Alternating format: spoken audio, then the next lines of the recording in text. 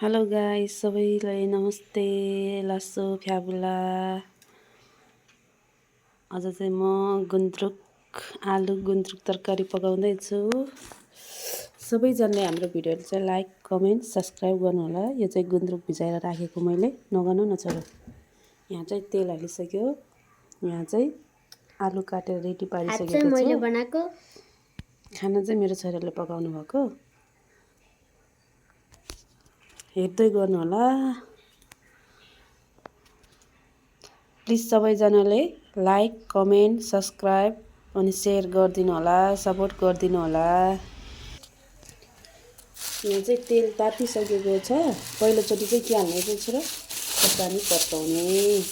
पहिला चाहिँ खोर्सानी पड्काउने। खोर्सानी यस्तो गरेर पड्काउँछु म। खोर्सानी हाल्यो, त्यहाँ खानु। खोर्सानी हालिसकेपछि अनि आलु हाल्ने।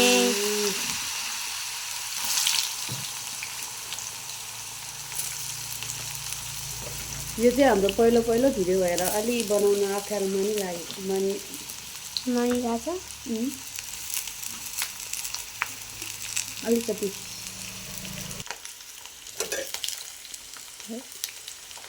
आलु हालिसकेपछि यसरी चलाउने हो।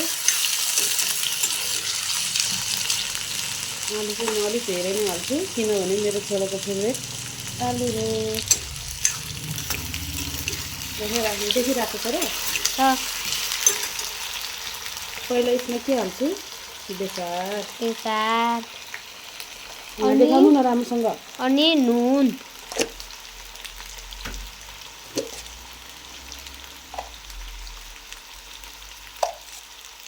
नुन हाल्छु। मजाले चलाउने।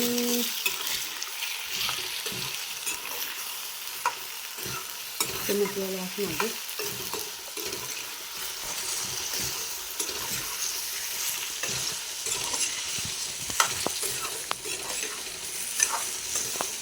2 मिनट भइसक्यो।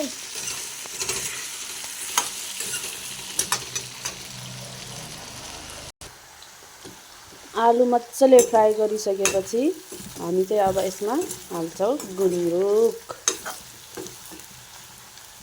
सिम्पल गुन्द्रुक तरकारी पकाउँदैछौँ आज चाहिँ हामी। यो चाहिँ गुन्द्रुक।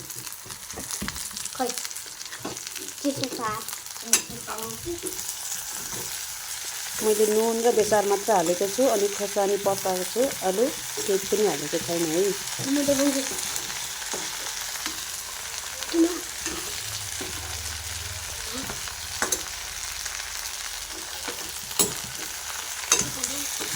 मजाले चलाउनुपर्छ यसरी।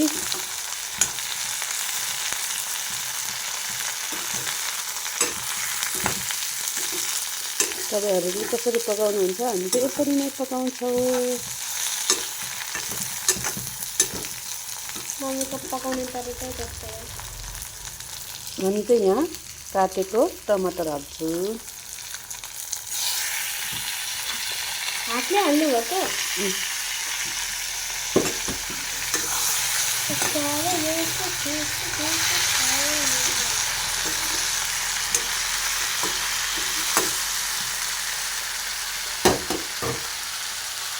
चिनीमा पनि हाल्दिनु।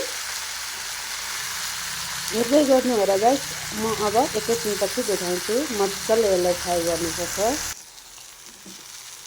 यो चाहिँ हाम्रो मजाले फ्राई भइसकेको छ। अब यसमा म थोरै जिराको धुलो हालिदिन्छु।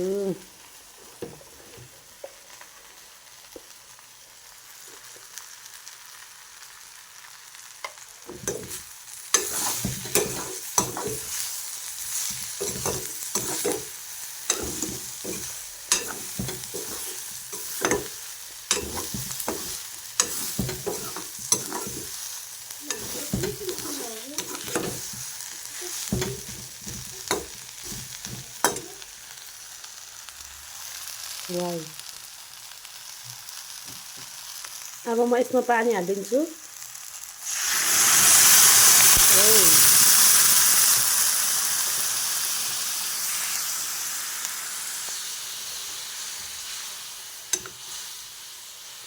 अब यो मजाले पाक्छ।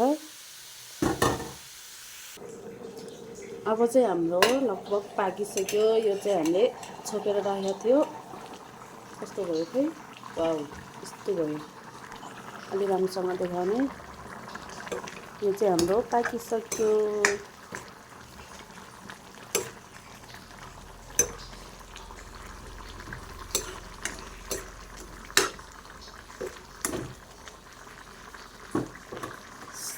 लास्टसम्म भिडियो हेरिदिनु भएकोमा सबैजनालाई धन्यवाद। तपाईँ भन्नु न। सबैजनाले सबैजनाले सब्सक्राइब गरिदिनु होला, लाइक गरिदिनु होला, कमेन्ट गरिदिनु होला। धन्यवाद। Bye bye.